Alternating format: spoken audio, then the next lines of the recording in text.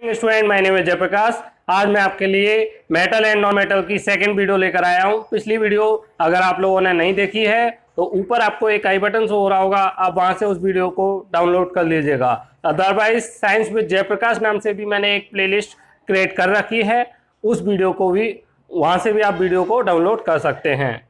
आज का टॉपिक हमारा रहेगा physical property of non metal and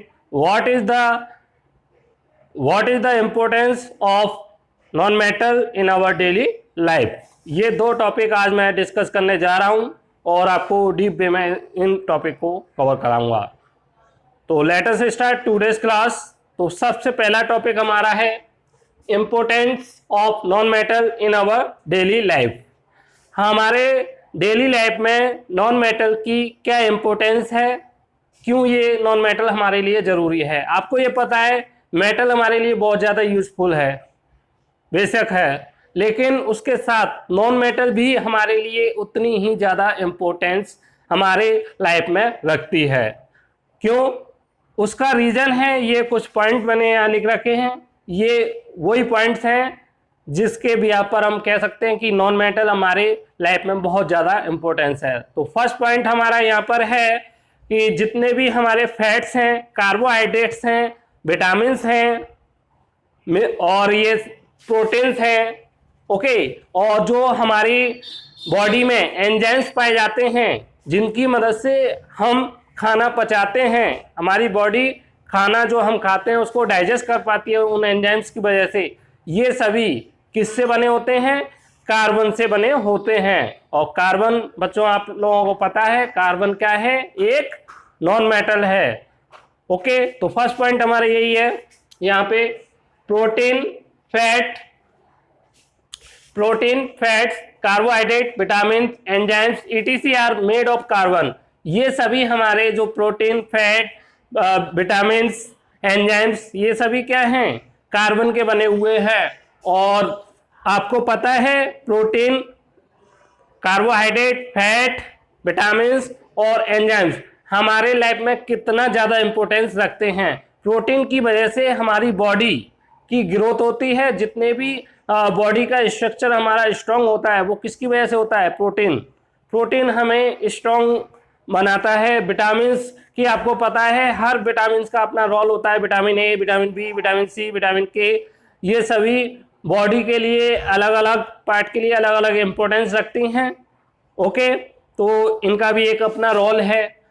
enzymes का आपको पता ही है, जो भी हम खाना खाते हैं उसको, जो फूड खाते हैं हम उसको डाइजेस्ट कराने में कौन हेल्प करता है? हमारे एंजाइम्स करते हैं। एंजाइम्स हमारे केमिकल सब्सटेंस, वो केमिकल सब्सटेंस होते हैं जो खाने को डाइजेस्ट करने में हमारी हेल्प करते हैं, हमारी बॉडी की हेल्प करते हैं। तो ये सभी जितने भी फैट, प्रोटीन, विटामिन हैं, ये क्या हैं? हमारी बॉडी की ग्रोथ और डेवलपमेंट के लिए बहुत ज़्यादा इम्पोर्टेंस रखते हैं। इस तरीके से हम कह सकते हैं कि नॉन मेटल हमारे लिए बहुत ज़्यादा यूजफुल है। तो protein, fat, carbohydrate, vitamin, enzymes ETC made of carbon, all of these carbon compound are essential for growth and development of living being. Second, oxygen हमारे लाइफ में बहुत ज़्यादा इम्पोर्टेंस रखता है। ऑक्सीजन की रिक्वायरमेंट हमारे डेली लाइफ में दो रीजन से है। एक तो हम क्या करते हैं? ब्रीथिंग करते हैं। ब्रीथिंग के लिए हमारी ऑक्सीजन की रिक्वायरमेंट होती है। दूसरा, रेस्पिरेशन प्रोसेस, यहाँ पे मैंने ब्रीथिंग लिख रखा है, आप रेस्पिरेशन प्रोसेस,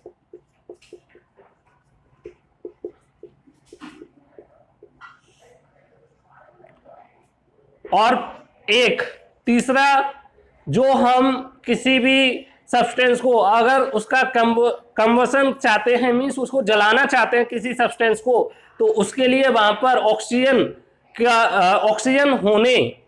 होना आवश्यक है। अगर वहां पर ऑक्सीजन नहीं है, ऑक्सीजन एसेंशियल सब्सटेंस हो जाता है वहां पर। अगर ऑक्सीजन गैस नहीं प्रेजेंट है तो वहां पर उस सब्सटेंस को जलाया नहीं जा सकता, क्योंकि ऑक्सीजन वो गैस है जो जलाने में, किसी सब्सटेंस को जलाने में मदद करती है, हेल्प करती है। दूसरा, ऑक्सीजन की रिक्वायरमेंट हमारी ब्रीथिंग के लिए, जो हम सांस लेते हैं डेली लाइफ में, उसके लिए हम कौन सी गैस अंदर लेते हैं, O2 गैस को अंदर लेते हैं और CO2 को बाहर रिलीज करते हैं। ओके, तो ब्रीथिंग के लिए रिक्वायरमेंट है। ब्रीथिंग अगर हमारी रुक जाती है तो हम डेड माने जाएंगे। मीन्स हमारी लिविंग बीइंग की एसेंशियल है ये पूरा।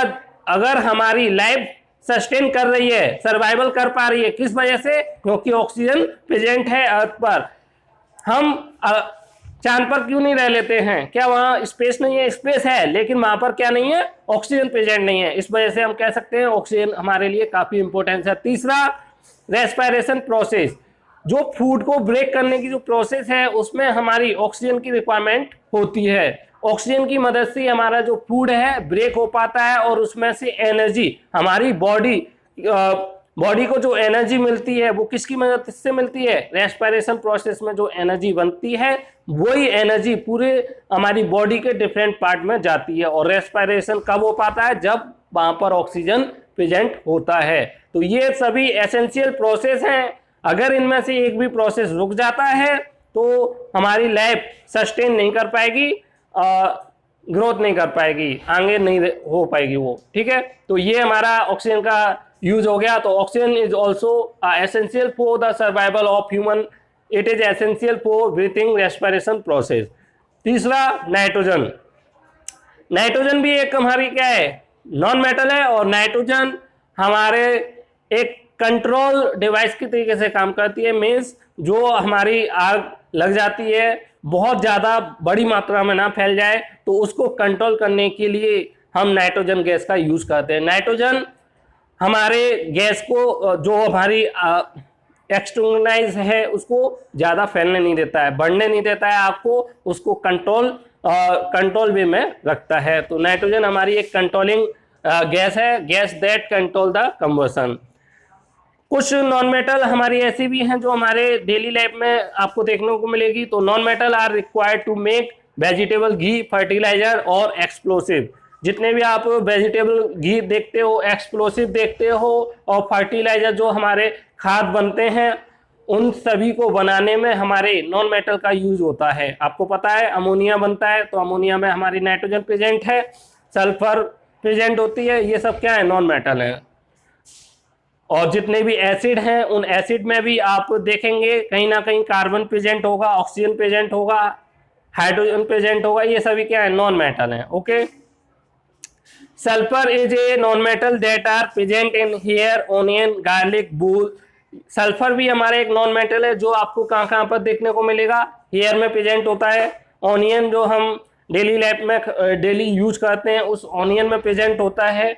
गार्लिक जो हम डेली लाइफ में यूज करते हैं उसमें प्रेजेंट होता है। और बूल जो हम ऊन के कपड़े पहनते हैं, उन कपड़ों को बनाने के लिए जो ऊन यूज हो रहा है उस ऊन में भी हमारा क्या, उस बूल में भी हमारा क्या प्रेजेंट होता है? सल्फर प्रेजेंट होता है। ये सभी किसकी मदद से हो पा रहे हैं? नॉन मेटल की मदद से। इस तरीके से हम कह सकते हैं कि नॉन मेटल हमारी डेली लाइफ में बहुत ज़्यादा यूजफुल होते हैं। जैसे मेटल हमारे लिए यूजफुल है उसी सेम वे में हम कह सकते हैं नॉन मेटल भी हमारे बहुत ज़्यादा यूजफुल हैं। और रीजन आप ये सभी दे सकते हैं। और अगर आपका क्वेश्चन आता है बोर्ड में what is the importance of non metal, तो आप ये सभी पॉइंट वाइज लिख देंगे। मैंने जैसे पॉइंट बना के लिखा है आप इसी तरीके से पॉइंट वाइज लिख देना, आपको अच्छे नंबर मिलेंगे। अब मैं आपको दूसरा टॉपिक कराने जा रहा हूँ, physical properties of metal. Physical properties of metal.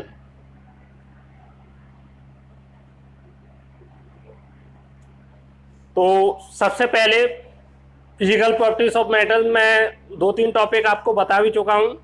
पहली प्रॉपर्टीज होती है ductility, malleability. What is ductility? तो इसको आप पिछली वीडियो में दोनों टर्म्स को बहुत अच्छी तरीके से समझ चुके हो। डक्टिल मैं एक बार फिर से रिपीट कर दे रहा हूं और आप पिछली वीडियो मेरे ऊपर आप एक आई बटन शो हो रहा होगा, वहां से डाउनलोड कर सकते हो। तो what is ductility? Ductility means क्या था? अगर हम किसी मेटल को स्ट्रेच बाय स्ट्रेचिंग क्या कर दें, वायर फॉर्म में थिन एंड लॉन्ग वायर में कन्वर्ट कर देते हैं, दैट इज कॉल्ड डक्टिलिटी। अगर मैं किसी मेटल को हॉट कर गर्म करने के बाद उसको स्ट्रेच करता हूँ और वो पतले थिन वायर में कन्वर्ट हो जाती है, तो मैं कहूँगा वो मेटल बहुत ज़्यादा डक्टाइल है। तो डक्टिलिटी में क्या है इसका, ये देखिए 1 gram gold, if 1 gram gold, अगर मैं 1 ग्राम सोना लेता हूं तो मैं कितना लंबा वायर खींच सकता हूं? Can you imagine? Yes, 2 kilo, ये 2 किलोमीटर, 2 किलोमीटर लंबा वायर केवल 1 ग्राम सोने से हम खींच सकते हैं। इतना पतला वायर बना सकते हैं, 2 किलोमीटर लंबा हो जाएगा वो। 2 किलोमीटर यू इमेजिन कितना हो गया। Okay, second, gold is most ductile metal, इसीलिए गोल्ड को सबसे ज्यादा डक्टाइल मेटल बोलते हैं, क्योंकि इससे बहुत पतला और बहुत ज्यादा लंबा वायर छोटी सी मेटल से, बहुत कम मेटल से, 1 ग्राम मेटल से आप देख रहे हैं 2 किलोमीटर इतना लंबा वायर खींचा जा सकता है, बनाया जा सकता है। ओके, तो इसलिए गोल्ड हमारी सबसे ज्यादा डक्टाइल मेटल है। उसके बाद हमारी कॉपर और एल्यूमिनियम आता है। कॉपर और एल्यूमिनियम हमारी बहुत ज़्यादा डक्टाइल हैं नेचर में, लेकिन गोल्ड से कम है, इसीलिए उनको हम किस में यूज करते हैं? जितने भी वायर आपने घरों में देखे होंगे, बिजली वाले वायर या जो पोल्स पे लगे रहते हैं, वो वायर कॉपर और एल्यूमिनियम के बनते हैं। जितनी भी मोटर की बाइंडिंग्स होती हैं वो कॉपर की बनती हैं, और कूलर की बाइंडिंग देखी होगी आपने, वो या तो कॉपर की होगी या फिर सिल्वर की होगी। कॉपर की बाइंडिंग अच्छी होती है एज कम्पेयर टू जो हमारी एल्यूमिनियम है, लेकिन दोनों की ही बनती हैं। थोड़ी कॉस्टली हमारी कॉपर की ज़्यादा कॉस्टली होती है, और जो एल्यूमिनियम की जो बाइंडिंग होती हैं वो थोड़ी लेस कॉस्टली होती हैं। ओके, तो gold and silver are most. अब सेकेंड प्रॉपर्टी हमारी क्या है? मैलिएबिलिटी। What is malleability? तो मैलिएबिलिटी भी मैं आपको पिछली वीडियो में कवर करा चुका हूं, फिर भी एक बार मैं यहाँ पे समझा देता हूं व्हाट इज मैलिएबिलिटी। अगर हम किसी मेटल को हैमरिंग प्रोसेस के थ्रू पतली पतली शीटों में कन्वर्ट कर पाते हैं, कितनी पतली शीट? लाइक दिस, इतनी पतली शीटों में कन्वर्ट कर दें ये पेज लाइक, तो हम कहेंगे वो कैसी मेटल है? बहुत ज़्यादा डक्टाइल, बहुत ज़्यादा मैलिएबल मेटल है। तो ये हमारी मैलिएबिलिटी होती है कि अगर हम हैमरिंग प्रोसेस की मदद से किसी भी मेटल को पतली पतली शीटों में कन्वर्ट कर पा रहे हैं, तो वो मेटल कैसी होगी? मैलिएबल मेटल होगी। Gold and silver are most malleable metal. Gold और सिल्वर हमारी बहुत ज़्यादा मैलिएबल मेटल है। आपने देखा होगा गोल्ड को हम काफ़ी जो आभूषण बनाते हैं, ज्वेलरीज बनाते हैं, वो गोल्ड के थ्रू बनती है। क्यों? क्योंकि ये काफ़ी ज़्यादा मैलिएबल है, फोल्डेबल है, और पतली पतली शीटों में कन्वर्ट करा जा सकता है, इसलिए ये बहुत ज़्यादा मैलिएबल होते हैं। तीसरी प्रॉपर्टी है good conductor of heat. Good conductor of heat means जितनी भी मेटल हैं उनमें आसानी से हीट का फ्लो हो जाता है। इसी वजह से जितने भी हमारे घरों पर जो यूटेंसिल यूज होते हैं, मीन्स बर्तन यूज होते हैं, पॉट्स यूज होते हैं खाना बनाने के लिए, वो किसके होंगे? हमारे मेटल के बने होते हैं। आपने देखा होगा घरों पर कॉपर के बने होते हैं, सिल्वर के बने होते हैं, एल्यूमिनियम के बने होते हैं। क्यों? क्योंकि ये मेटल है और मेटल में हीट का फ्लो बहुत आसानी से हो जाता है। अब यहाँ पर मैं इसी को एक एक्टिविटी के थ्रू आपको डेमोन्स्ट्रेट करा रहा हूँ। ये आप देख रहे हैं इस डायग्राम में, देखिए ये एक बर्नर है, ये मेरी एक एल्यूमिनियम रॉड है ये, और मैंने वैक्स मीन्स मोम के थ्रू मोम लगाकर कुछ आयरन नेल्स हैं, इस रॉड से मैंने कुछ आयरन के नेल्स हैं, उन पर वैक्स लगाकर इस रॉड से चिपका दिया है, होल्ड कर दिया है। ठीक है, तो ये जो आयरन पीस है यहाँ पर वैक्स लगा हुआ है, उस वैक्स की वजह से ये यहाँ पर चिपके हुए हैं इस रॉड से। ये एक क्लैंप है जिसकी मदद से ये रॉड इसमें होल्ड हो पा रही है, लगी हुई है। ओके, और ये हमारा स्टैंड हो गया। और ये हमारा बर्नर है। अब हम क्या करेंगे, यहां से सिंपली बर्नर को ऑन करेंगे। बर्नर को जैसे ही ऑन करेंगे हमें क्या मिलेगी, यहां पर हीट मिलेगी। बर्नर को ऑन करते ही जब मैं बर्नर को ऑन करूंगा, लाइक ये हमारे बर्नर का बोल्ट हो गया ऑन करने का। जैसे ही मैं इसको ऑन करूंगा आप देखेंगे यहाँ से हीट डेवलप होगी, मींस आग रिलीज होगी। उसकी वजह से क्या होगा, ये वाला पोर्शन मेरा क्या होगा, हीटअप होगा, गर्म होगा। लेकिन बैक्स के जो आयरन नेल्स हैं वो मेरे काफी डिस्टेंस पे लगे हुए हैं। आप देखेंगे जैसे जैसे टाइम बढ़ेगा, इसको जैसे जैसे हीट करेंगे और काफी टाइम हो जाएगा, आप देखेंगे सबसे पहले यहाँ पे जो आयरन नेल लगा हुआ था वो आपको नीचे ड्रॉप होता हुआ दिखाई देगा, नीचे गिरता हुआ दिखाई देगा। फिर आप देखेंगे कुछ टाइम बाद ये वाला आयरन नेल है वो नीचे ड्रॉप होगा, फिर ये वाला आयरन नेल है ये नीचे ड्रॉप होगा, इसी तरीके से लास्ट ये वाला भी नीचे ड्रॉप होगा। इस एक्टिविटी से आप समझ क्या पा रहे हैं, क्या आप अंडरस्टैंड कर पा रहे हैं? एक बार एक्टिविटी और देख लीजिए। ये मेरी रॉड है, इस पर आयरन नेल्स वैक्स की मदद से मैंने चिपका रखे हैं, होल्ड कर रखे हैं। जैसे ही मैं बर्नर को ऑन करता हूं यहाँ से हीट डेवलप होगी और ये वाला जो पोर्शन है आगे वाला फर्स्ट पोर्शन हमारा हीट अप होता है और हीट अप होने की वजह से ये काफी गर्म होगा। अब कुछ टाइम बाद जब हीट हमारी आगे फ्लो होगी उसकी मदद से, तो क्या होगा, फर्स्ट यहाँ पे जो आयरन नेल लगा हुआ था वो नीचे ड्रॉप होता हुआ आपको दिखाई देगा। फिर कुछ टाइम बाद आपको सेकेंड जो आयरन नेल है वो वाला नीचे ड्रॉप होता हुआ दिखाई देगा। इसी तरीके से थर्ड एंड फोर्थ। ओके, ये हमारे जो आयरन नेल्स हैं मोम्स की मदद, बैक्स की मदद से यहाँ पे चिपके हुए थे, मीन्स मोम की मदद से। ये नीचे वन बाई वन क्यों गिर रहे हैं, क्या रीजन है? इसका रीजन सिंपली यही है कि जो हमारे कंडक्टर हैं हीट को कंडक्ट करा सकते हैं, हीट उसमें फ्लो करा सकते हैं। यहाँ पे हम गर्म यहाँ पे जरूर कर रहे हैं, हीट हम यहाँ पे कर रहे हैं, लेकिन हीट जो डेवलप हो रही है वो स्लोली स्लोली आगे की तरफ मूव हो रही है, इधर मूव हो रही है। हीट किधर से किधर फ्लो होती है, हमेशा हॉट बॉडी से कोल्ड बॉडी की और फ्लो होती है। ये आप 6-7 क्लास में पढ़ चुके होंगे। जो भी हीट है किधर फ्लो होगी, हीट का फ्लो ऑफ हीट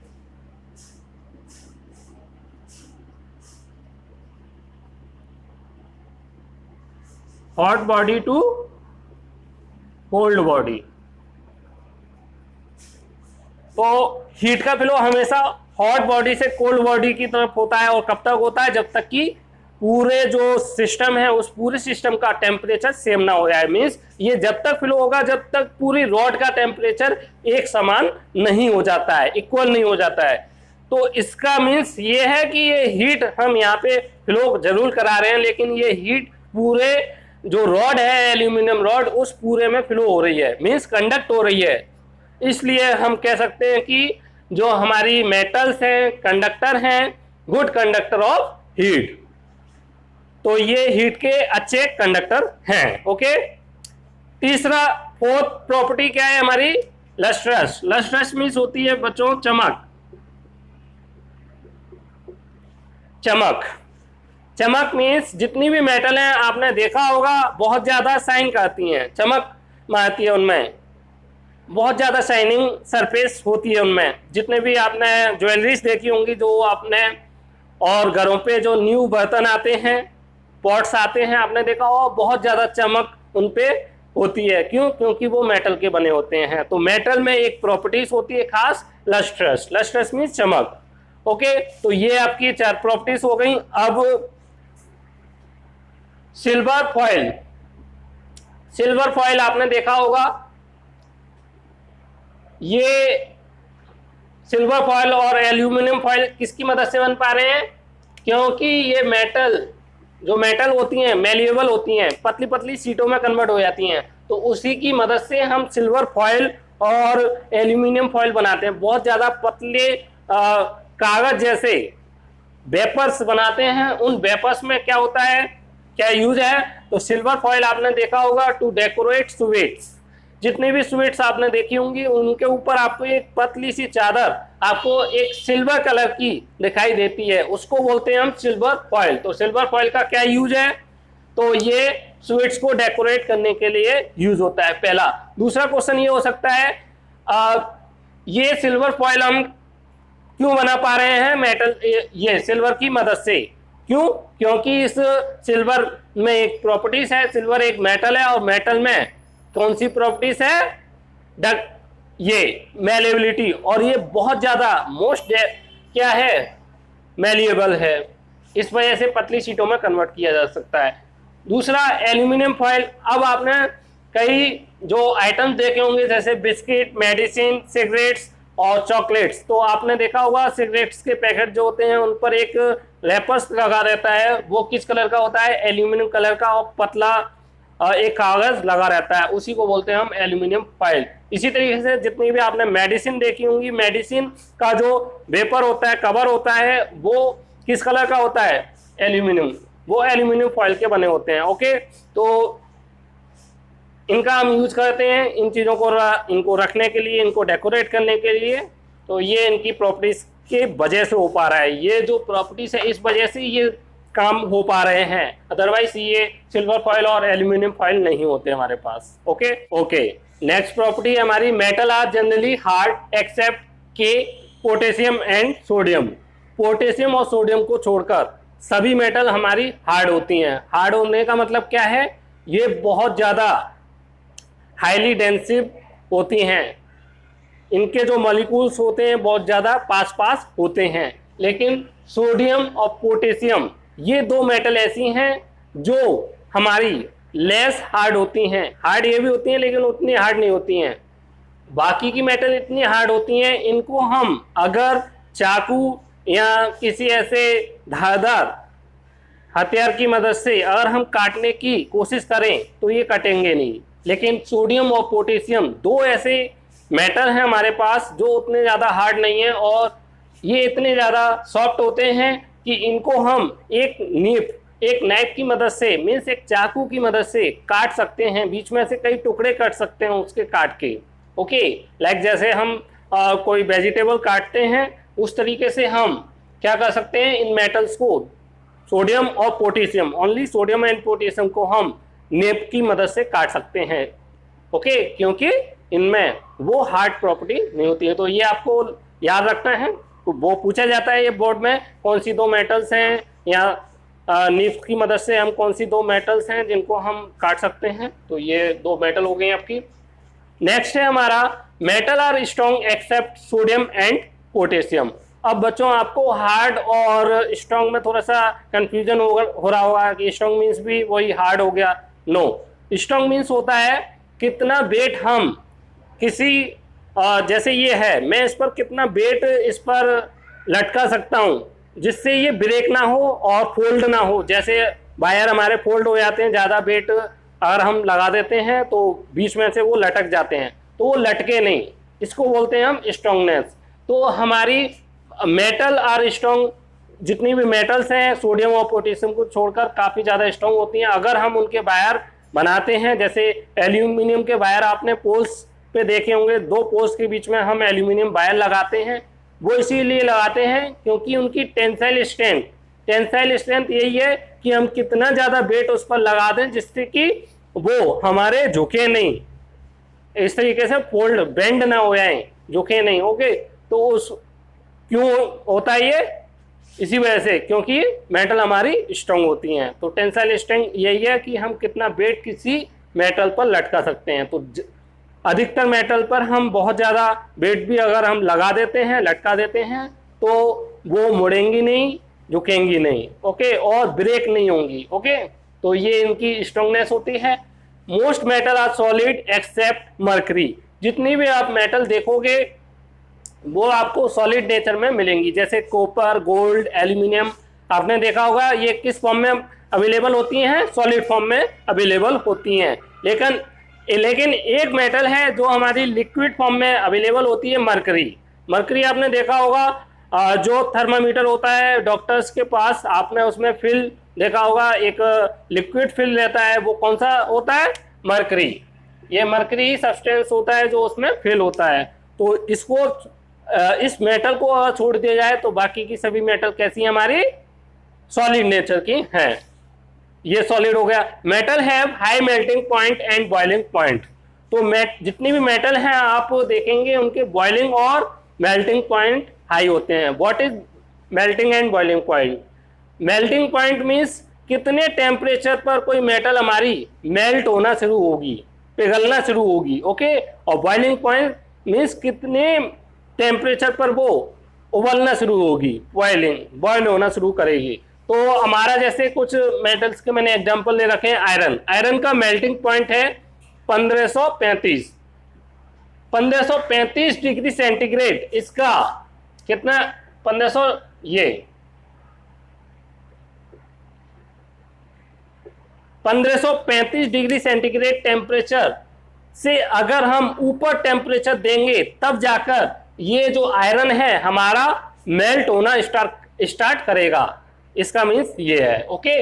इसी तरीके से कॉपर का मेल्टिंग पॉइंट आपको देख रहे हैं 1083, ओके। तो इतना ज्यादा हाई मेल्टिंग पॉइंट है। इतने से ज्यादा अगर हम हाई टेम्परेचर देंगे तब जाकर आप देखेंगे कॉपर हमारा मेल्ट होना स्टार्ट करेगा, पिघलना स्टार्ट करेगा, ओके। तो ये हुआ हमारा। नेक्स्ट है metal have high density except sodium and potassium. तो जितनी भी मेटल्स हैं बहुत ज्यादा हाई डेंसिव होती हैं और हाई डेंसिटी की वजह से ही ये किस फॉर्म में आपको मिलती हैं, सॉलिड फॉर्म में। सॉलिड कब होगा? जब उसके मॉलिक्यूल्स बहुत ज्यादा पास होंगे। कम स्पेस में बहुत ज्यादा, अगर बहुत ज्यादा हम किसी क्वांटिटी को कम स्पेस में रख पा रहे हैं उसको बोलते हैं हाई डेंसिटी। और बहुत ज्यादा स्पेस में दूर दूर हम अगर जैसे इतनी सी स्पेस है, इतने से स्पेस में अगर हम 5 लोग बैठते हैं तो ये हाई डेंसिटी हो गई। और इतने से स्पेस में एक बंदा कोई बैठ रहा है मीन्स वो लो डेंसिटी हो गई। तो जितनी भी मेटल हैं बहुत ज्यादा हाई डेंसिटी वाली हैं, मीन्स इनके जो मॉलिक्यूल्स होते हैं बहुत ज्यादा पास होते हैं। इसी वजह से इनका नेचर कैसा होता है, नेचर सॉलिड नेचर का होता है। तो लेकिन सोडियम और पोटेशियम को छोड़ के सोनरस। अब नेक्स्ट ये हमारी ये सोनरस मीन्स क्या है, रिंगिंग साउंड। ऐसी प्रॉपर्टी जिसकी वजह से क्या होता है, इसमें रिंगिंग साउंड प्रोड्यूस होता है व्हेन इट हिटेड बाय, जब हम इसको हिट करेंगे किसी अदर मेटल के थ्रू या किसी अदर सब्सटेंस से काफी हार्ड, अगर हम इसको क्या करते हैं, हिट करते हैं अदर मेटल से, एक मेटल को दूसरी मेटल से जब हम हिट करेंगे तो आप देखेंगे उसमें एक रिंगिंग साउंड आपको या बेल साउंड सुनाई देगा। जैसे आपने स्कूलों में देखा होगा जो बेल बजाई जाती है प्रेयर के टाइम पर या जो हमारी छुट्टी होती है उस टाइम पर जो बेल बजाई जाती है, या आवर वाइज जो हमारे क्लास इंटरवल होता है उनमें, तो वो हमारी किसकी होती है, मेटल की बनी होती है। मेटल की बनाने का रीजन क्या है, क्योंकि उसमें रिंगिंग साउंड प्रोड्यूस हो सकता है। जब हम उसको लोहे के हथौड़े से, हैमर से पीटते हैं तो उसमें एक रिंगिंग साउंड या बहुत ज़्यादा वेलिंग साउंड सुनाई देता है। इसी को बोलते हैं हम सोनरस प्रॉपर्टी ऑफ मेटल। तो ये हमारी प्रॉपर्टीज होती है। सोनरस मीन्स जिसमें हम रिंगिंग साउंड प्रोड्यूस कर पाए। तो प्रोड्यूसिंग रिंगिंग साउंड। अगला, metal are good conductor of electricity.